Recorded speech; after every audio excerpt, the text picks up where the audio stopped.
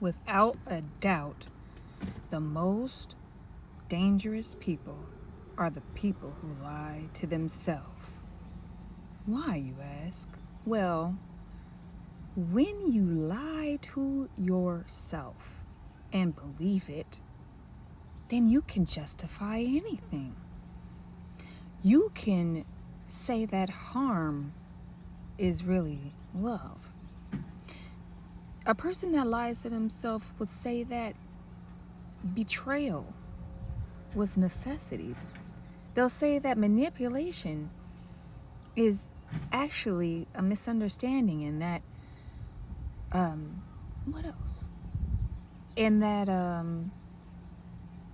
control is really protection.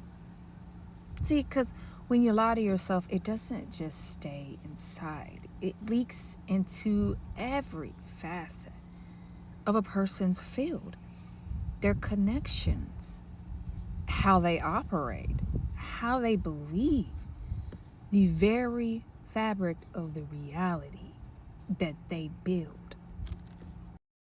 So, what I really want you to know is that, if whether this applies to yourself or others, you can very clearly see this pattern.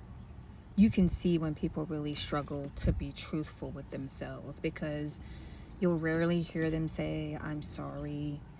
You will rarely hear them admit any harm, that has been done.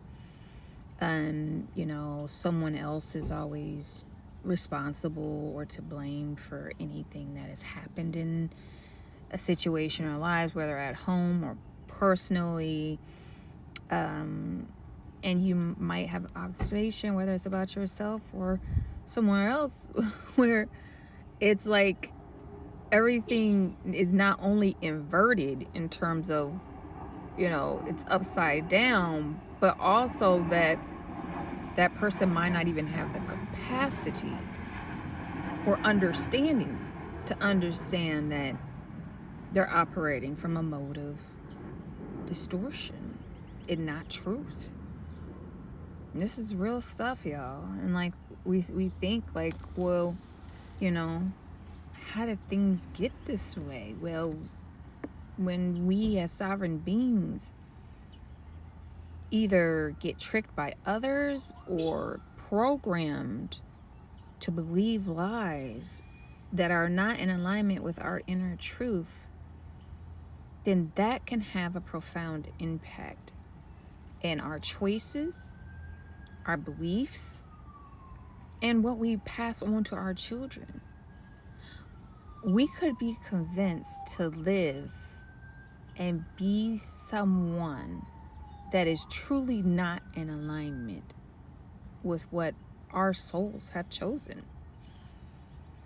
And that will cause all kinds of resistance in your life, because your oversoul is always trying to get you back on track, y'all. And so it's very important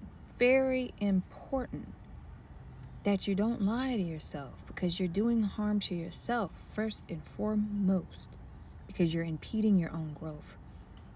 And you most certainly could do harm to others because you're not operating from the compass of truth. And you don't want to be one of those people that are justifying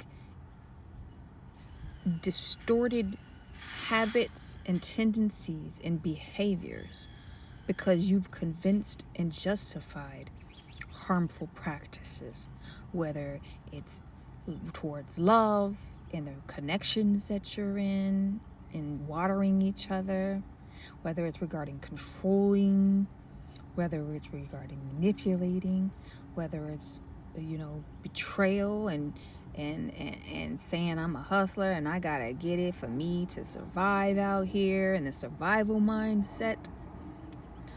Whatever it is, or it's me and my family and no one outside, even though I have overflow, that I can only worry about me and myself, so you're a consumer and not a creator.